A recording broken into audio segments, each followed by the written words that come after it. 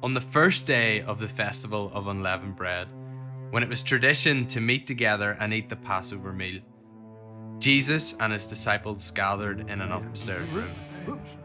But this particular Passover was unlike any they had experienced before. As Jesus picked up the bread and began to break it, the disciples looked on with confusion. What was Jesus doing? He took a piece, ate it, and then passed it around, telling them to eat it too.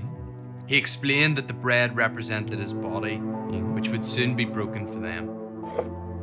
Then he poured some wine into a cup. The wine, he said, symbolized his blood, which would be poured out for many, sealing a new covenant for the forgiveness of sins.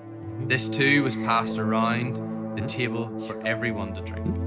Then Jesus said something shocking. One of you here will betray me. Judas had been thinking more about money than about following Jesus. He decided to trade Jesus for just 30 pieces of silver. That's all he thought Jesus was worth.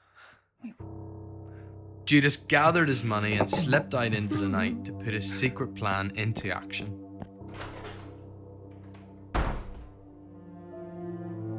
After the meal, Jesus took Peter, James, and John to a place called Gethsemane. He asked them to stay awake and keep watch while he went off alone to pray. Feeling very sad and troubled, he prayed, "Father, if there's any way, please take this suffering away from me." When he came back, he found his friends asleep. He said, "Couldn't you stay awake with me for just 1 hour? Stay awake and pray so that you don't give in to temptation. The spirit wants to do what is right, but the body is weak." Once again, Jesus withdrew and prayed, saying, "Father, not what I want, but what you want to be done."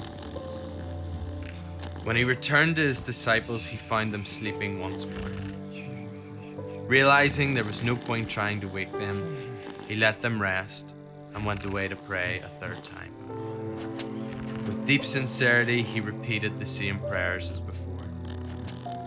"Father, not my will, but yours be done." Then he returned and wakened his disciples. The time had come.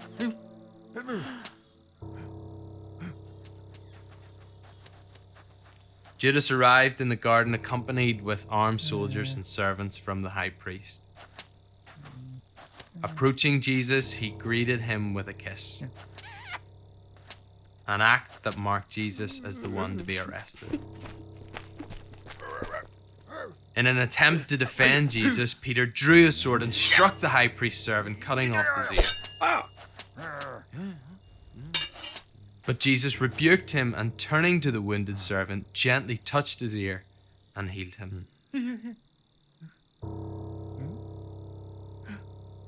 The disciples stood helpless, filled with sorrow, as Jesus was taken away by soldiers.